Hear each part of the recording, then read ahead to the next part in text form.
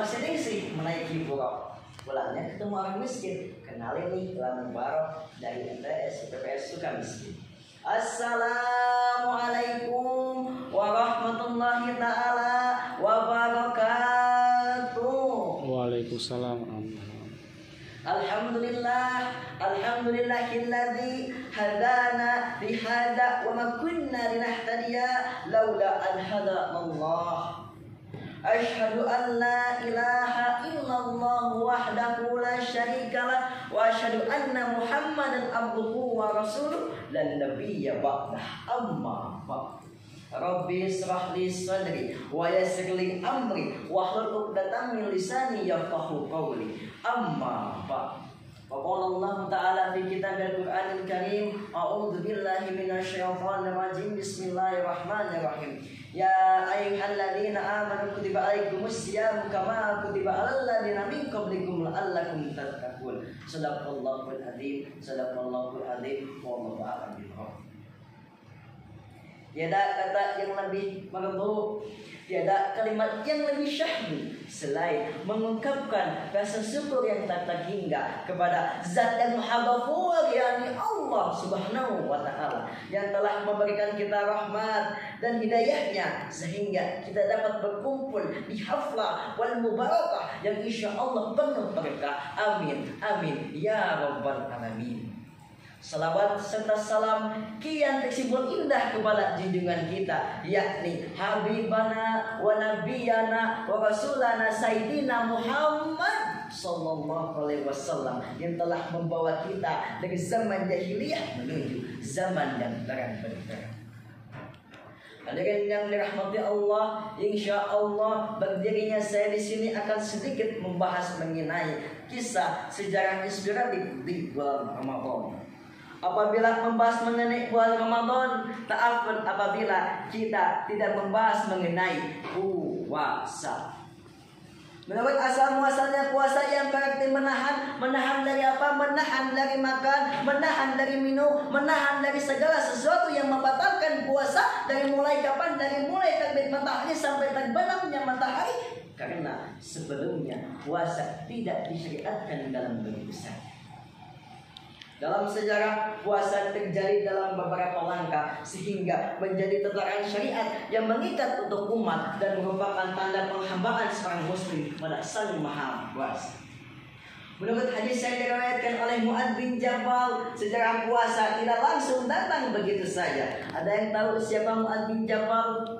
Ia merupakan ulama yang cendekiawan, memiliki pengetahuan yang luas mengenai ilmu-ilmu yang diberikan Rasulullah SAW kepadanya.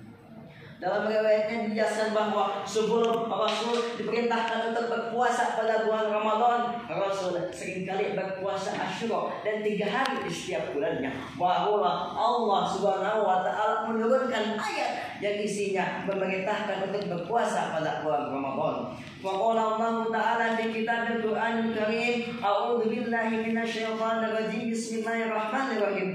Ya ayyuhalladzina amanu kutiba alaikumus syamu kama kutiba alal ladzina min qablikum la'allakum tattaqun.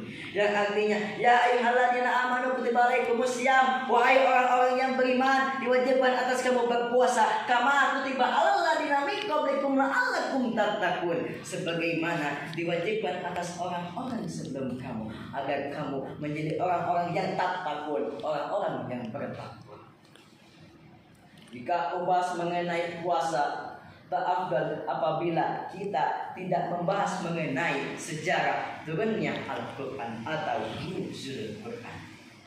Menurut Syekh Muhammad Ali As-Sabuni, Al-Quran diturunkan pada malam 17 Ramadan pada usia Rasulullah SAW mencapai 40 tahun. Pada saat itu Rasul seringkali beruzlah atau menyepi di sebuah gua yang bernama Gua Hira yang terletak sekitar 5 km dari kota Mekah.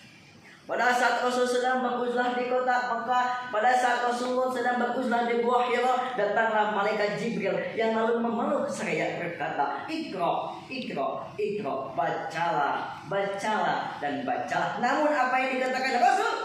La takfur, Aku tidak bisa membaca. Kemudian Jibril menjawab, Iqra bismi rabbikal ladzi khalaq, khalaqal insana min 'alaq, Iqra wa rabbukal akram, alladzi 'allama bil qalam, 'allamal insana ma lam ya'lam. Ya, Quran 1 sampai 5. Quran surat Al-Alaq turun pada malam itu juga.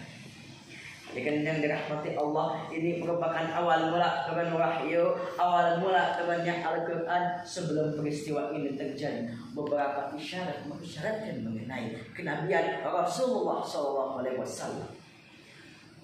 Isyarat tersebut ialah karena sering menyepinya Rasul, senangnya Rasul di Gua Hira itu menurut kutipan Syekh Muhammad Ali As-Sabuni. Hadirin yang dirahmati Allah, apabila membahas mengenai sejarah turunnya Al-Quran, tak afdal apabila kita tidak membahas mengenai para penghafal Quran. Cerita ini diambil dari seseorang yang memiliki keterbatasan dalam hidupnya, yakni Nursyah wa Syakila.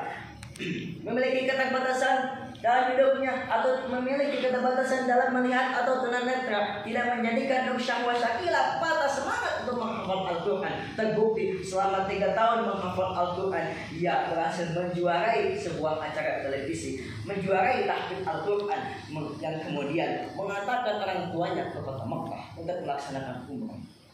Kejadian serupa dialami oleh Keisha Alisha Putri, korban bencana tsunami dan gempa di Palu. Menurut ia, Al-Quran itu mencerdaskan, menenangkan, memberikan aku ketenangan.